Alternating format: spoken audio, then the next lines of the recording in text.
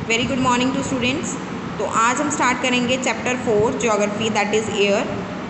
Start करते हैं। Our earth is surrounded by a huge blanket of air.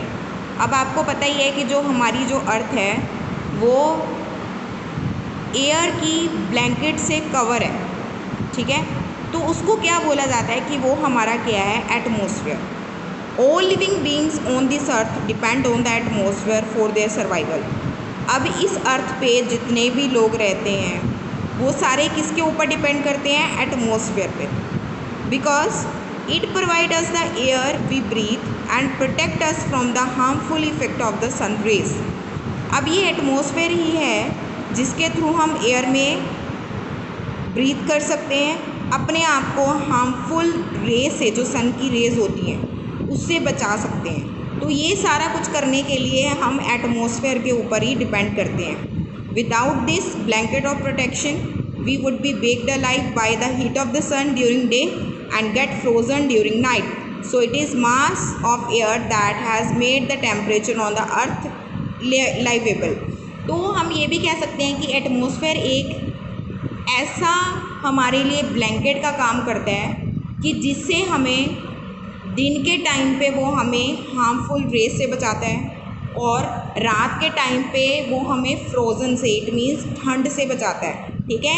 एक अर्थ पे रहने के लिए जो लाइवेबल आपकी कंडीशंस होती हैं कि किस टेम्परेचर पे आप ज़िंदा रह सकते हो, तो उसको मेंटेन करने का काम एटमॉस्फेयर करता है, ठीक है। तो आगे हम करेंगे अब कॉम्पोजिशन ऑफ द एटमॉस्फेयर, कि अब हमारे जो एटमॉस्फेयर है हमारा उसमें क्या क्या है, ठीक है। क्योंकि आपको पता है कि जो हमारा एटमॉस्फेयर है वो लॉट ऑफ गैसेस का मिक्सचर है, ठीक है। तो आप अब जो है हम उसी के बारे में पढ़ेंगे कि do you know that the air we take in while breathing is actually a mixture of many gases. Obvious जो हम सांस लेते हैं वो लॉट ऑफ गैसेस का मिक्सचर होता है।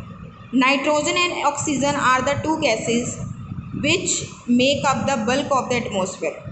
तो एटमॉस्फेयर में सबसे ज़्यादा बल्क में कौन सी गैसेस होती हैं, 2 गैसेस ही होती हैं। एक होती है नाइट्रोजन और एक होती है ऑक्सीजन। ये बल्क में होती हैं सबसे ज़्यादा, ठीक है।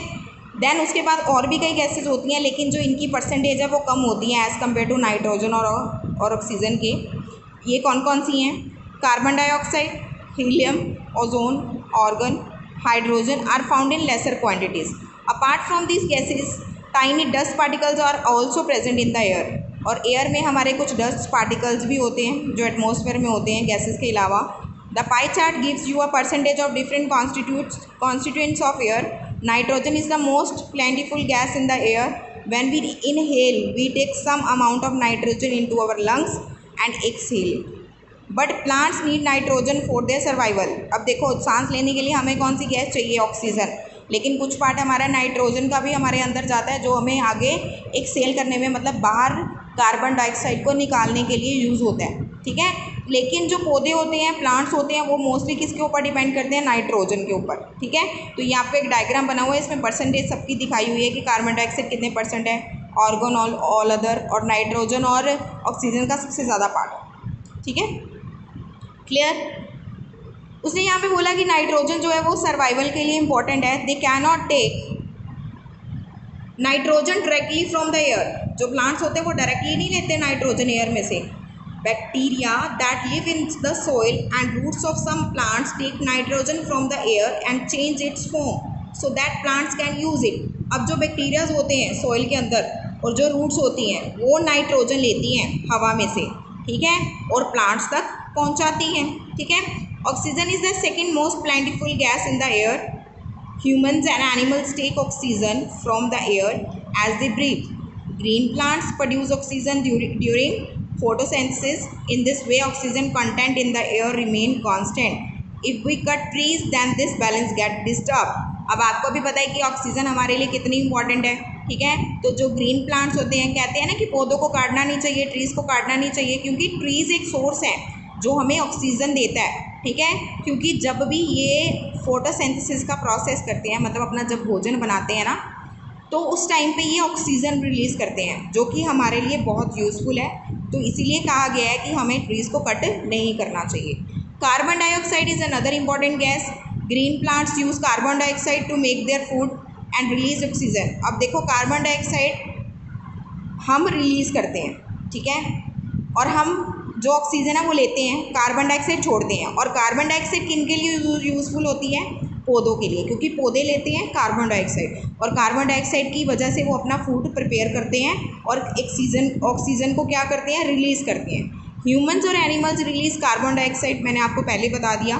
The amount of carbon dioxide release by humans और animals seems to be equal to the amount used by the plants which make a perfect balance. इनका परफेक्ट बैलेंस क्या बनता है? अगर हम प्लांट से ऑक्सीजन ले रहे हैं तो प्लांट्स हमारे से क्या ले रहे हैं? Carbon dioxide. तो एटमॉस्फेयर में ये बैलेंस क्रिएट हो जाता है, क्योंकि एक चीज़ हम उनको दे रहे हैं और दूसरी चीज़ बदले में हम उनसे ले रहे हैं, ठीक है। However the balance is upset by burning of fuels. ये जो बैलेंस है वो कब मतलब अपसेट हो सकता है? अगर हम फ्यूल्स को बर्न करेंगे, ठीक है, कोयला जलाएंगे या कोई भी और कूड़े को आग लगा देंगे, ठीक है, सच एज कोल और ऑयल का ही एग्जाम्पल यहाँ पे मोस्टली दिया हुआ है। They add billions of tons of carbon dioxide in the atmosphere each year. अब देखो कोई भी अगर कूड़ा भी जलाते हैं या पराली भी जलाते हैं, आपको भी पता है खेतों में, तो उससे क्या होता है? कार्बन डाइऑक्साइड का लेवल एटमॉस्फेयर में बढ़ जाता है, क्योंकि जलने से कार्बन डाइऑक्साइड निकलती है। तो इससे हमारा जो बैलेंस है, जो ऑक्सीजन और कार्बन डाइऑक्साइड का बैलेंस होना चाहिए एटमॉस्फेयर में, वो बिल्कुल ही नहीं मतलब रह पाता, कार्बन डाइऑक्साइड बढ़ जाती है। यही तो रीज़न होता है कि जिसकी वजह से फिर लोगों में सांस की बीमारियां या फिर हमारा एटमॉस्फेयर जो है वो ज़्यादा पोल्यूटेड हो जाता है, ठीक है।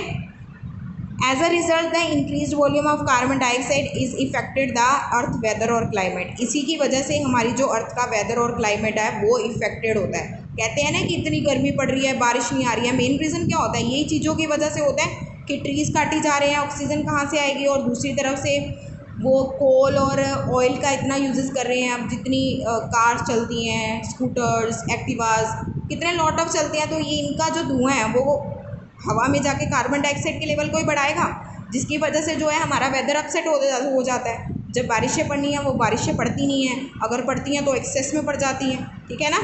क्लियर? आई होप कि इतना टॉपिक क्लियर हो चुका होगा। नेक्स्ट टॉपिक हम करेंगे नेक्स्ट वीडियो में। Thank you so much.